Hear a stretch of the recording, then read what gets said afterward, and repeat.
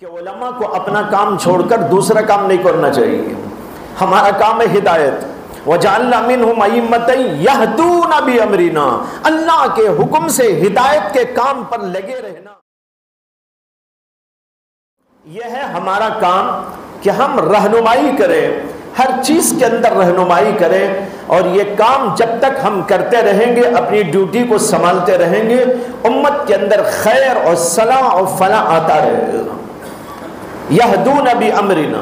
اس میں ایک نکتہ عرض کرنا چاہتا ہوں اس وقت، چونکہ علماء کا مجمع ہے، کہ اللہ تعالیٰ نے علماء کی ذمہ داری تو بتائی، یہدون ہدایت کا پیغام پہنچانا، ہدایت والا کام کرتے رہنا، لوگوں کو ہدایت پر ڈھالتے رہنا.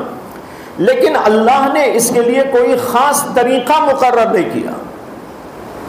معلوم ہوتا ہے کہ اس میں کوئی طریقہ مقرر نہیں. شریعت کے اصولوں اور شریعت کے حدود کے مطابق جو بھی صحیح طریقہ ہو، مفید طریقہ ہو، وہ اختیار کیا جا سکتا ہے. دعوت اللہ کا ایک طریقہ نہیں، ہزاروں طریقے ہو سکتے ہیں.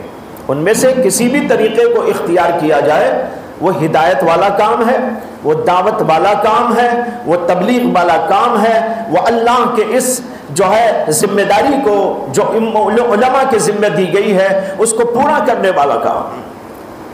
معلوم ہوا کہ اس میں کوئی بھی خاص طریقہ مقرر نہیں. لیکن آج لوگوں کے درمیان میں اس میں بحث ہوتی ہے کہ طریقہ کار کیا ہونا چاہیے. طریقہ کار اگر جائز ہو، حدود شرع کے اندر ہو، مفید ہو، اور اس کے اچھے ثمرات و اثرات نظر آتے ہوں، تو پھر اس کو اختیار کیا جا سکتا ہے. لیکن اگر ہم لوگ اس بحث میں پڑ گئے کہ بھئی فلاں جو کام کیا جا رہا ہے وہی کام ہونا چاہیے، دوسرا نہیں ہونا چاہیے، میں ایک کام کر رہا ہوں، میں یہ سمجھوں کہ میرا طریقہ ہی ہونا چاہیے، دوسرا طریقہ نہیں ہونا چاہیے، یہ ایسی غلط بات ہے جس کی قرآن نفی کرتا ہے. یہدون بامرنا، کام کرو ہدایت والا کام. وہ ہدایت والا کام کسی بھی ذریعے سے آپ کر سکتے ہیں، کسی بھی طریقے سے آپ کر سکتے ہیں، کسی چیز کو وسیلہ بنا کر سکتے ہیں.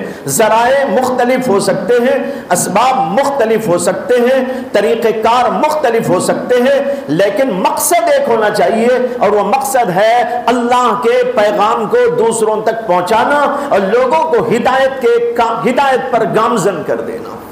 اب اس ہدایت پر گامزن کرنے، جس کے پاس جو طریقہ ہو، جو مفید ہو، اور پھر اس تنوع میں ایک خاص حکمت بھی نظر آتی ہے. حکمت یہ ہے ہر طریقہ ہر آدمی جانتا نہیں،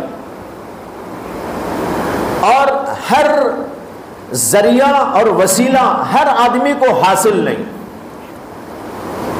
لہذا اللہ نے اس کے اندر عمومیت رکھ دی. جس کو جو طریقہ مل جائے، جسے جو ذریعہ حاصل ہو جائے، جس طریقے سے اس کو مناسبت ہو جائے اور اس کے فوائد و برکات کا وہ مشاہدہ کرے، اس طریقے پر لگ جائے، اس کے اندر کوئی حرج کی بات نہیں. لہذا ہم سب کو اس بات کو ذہن میں رکھنا چاہیے کہ طریقہ کار مختلف ہو سکتے ہیں، وسائل مختلف ہو سکتے ہیں، لیکن سب کا مقصد ایک ہونا چاہیے. اس میں اس بات کی طرف بھی اشارہ ہے کہ علماء کو اپنا کام چھوڑ کر دوسرا کام نہیں کرنا چاہیے. ہمارا کام ہے ہدایت. وَجَعَلْنَا مِنْهُمْ أَئِمَّةً يَهْدُونَ بِأَمْرِنَا، اللہ کے حکم سے ہدایت کے کام پر لگے رہنا، یہ ان کی ذمہ داری اور ان کا فریضہ ہے. اگر اس کو چھوڑ کر کوئی دکان چلانے لگے، کوئی دنیاوی کام کے اندر لگ جائے، کتنی غلط بات ہے. اللہ نے اس کو علم دیا، اللہ نے اس کو عالم بنایا، اللہ نے اسے امامت کا منصب عطا فرمایا، لوگوں کے لیے ہدایت کا ایک ذریعہ اور وسیلہ بنایا، لیکن وہ اس کو چھوڑ کر کسی دکان میں، کسی مال میں، کسی اور دنیاوی کام میں اور ادھر ادھر کے بکھیڑے میں لگ کر یہ ہدایت والے کام کو چھوڑ دیتا ہے. تو یہ بہت ہی غلط بات، اور اللہ نے اس آیت کے اندر اسی کی گویا نفی کر دی ہے کہ ایسا نہیں ہونا چاہیے. ان لوگوں کی ذمہ داری ہے ہدایت کے کام پر اپنے آپ کو لگائے رکھنا.